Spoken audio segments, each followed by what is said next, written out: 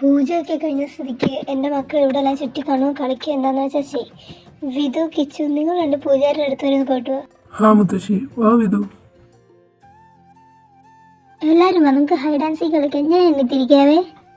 Tea tea tea Kannan Devan tea, മോഹൻലാലിന് ഇഷ്ടപ്പെട്ട Kannan Devan tea. നന്ദോട്ടം catcher 40 വരെ എണ്ണിക്കും.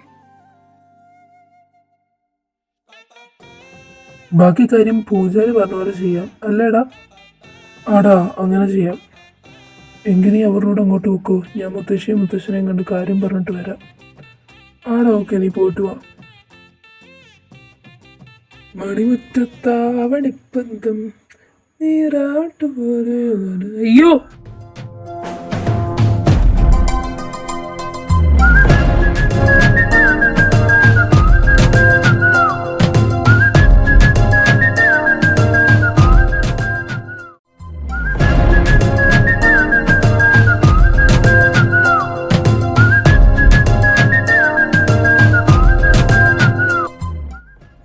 ഈശ്വര, എൻ്റെ ഫസ്റ്റ് കേസ് അല്ലേ അത്? ഇവിടെ ഇതാരും ആലോചിച്ചുകൊണ്ടാണ് വരുന്നത്. ഞാൻ അവളെങ്ങനെ ഫേസ് ചെയ്യും? ഞാനിനി എങ്ങനെ നേരെ ഫേസ് ചെയ്യും? എൻ്റെ ഫസ്റ്റ് കേസ് അല്ലേ പോയത്, ഞാൻ എന്താ ശ്രദ്ധിക്കാൻ? ചേട്ടൻ വന്നോ? എന്താ ചേട്ടാ മുഖമൊക്കെ ചുമന്നിരിക്കുന്നത്? അങ്ങനൊന്നുമില്ല. നിങ്ങൾ എന്നെ വരുന്നു? ഞങ്ങൾ ഹൈഡ് ആൻഡ് സീക്ക് കളിക്കായിരുന്നു. വാണിച്ചേച്ചി വിന്നർ. ചേട്ടൻ വരുന്നത് കളിക്കാൻ? ഇല്ല, നിങ്ങൾ കളിച്ചോ. എല്ലാവരും റൂമിൽ പോയി കിടന്നു, നാളെ നമുക്ക് പോകേണ്ടതല്ലേ? അങ്ങനെ എല്ലാവരും അവരവരുടെ റൂമിലേക്ക് കിടക്കാൻ പോയി. ചേച്ചി, ഞാൻ ഒന്ന് നിശ്ചയനടുത്ത് വരെ പൊക്കോട്ടെ. ചേച്ചിക്ക് ഇവിടെ ഒറ്റയ്ക്ക് ഇരിക്കാൻ ബുദ്ധിമുട്ടൊന്നുമില്ലല്ലോ? ഇല്ലടാ, നീ പോയിട്ട് വാ.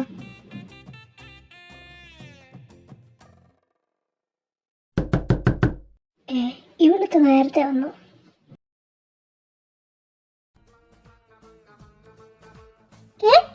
താനെന്താ ഇവിടെ?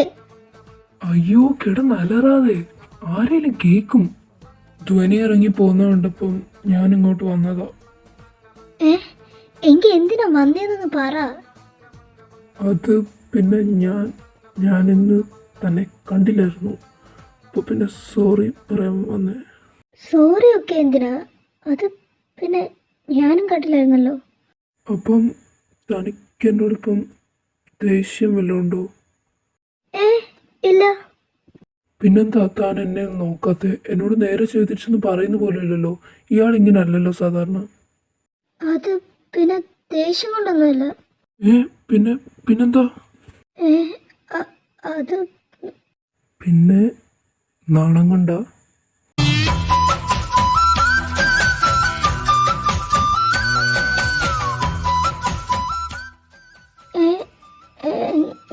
ഞാൻ എന്തിനാ കാണിക്കുന്നത്? എനിക്ക് അങ്ങനൊന്നുമില്ല.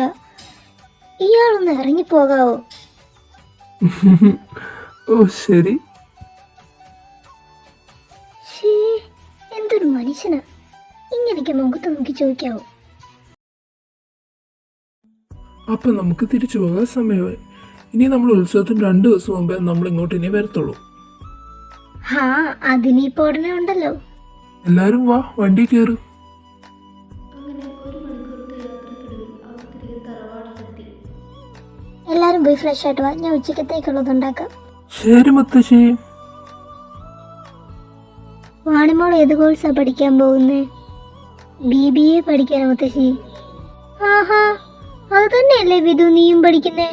അതെ മുത്തശ്ശി. വാണി, നീ ഇപ്പൊ ഏത് കോളേജിൽ അഡ്മിഷൻ എടുത്തേ? നമ്മുടെ യൂണിവേഴ്സിറ്റി ഓഫ് കാലിക്കറ്റില്ലേ, അവിടെ. ഞങ്ങളുടെ കോളേജിലോ? രണ്ടിന്റെയും പറച്ചിലെടുത്തുനിന്ന് ഇവർക്ക് ആ കോളേജ് തീരെ എഴുതി കൊടുത്തേക്കുവാന്ന്. ഓ, വി മീൻ ഞങ്ങള് പഠിക്കുന്ന കോളേജ്.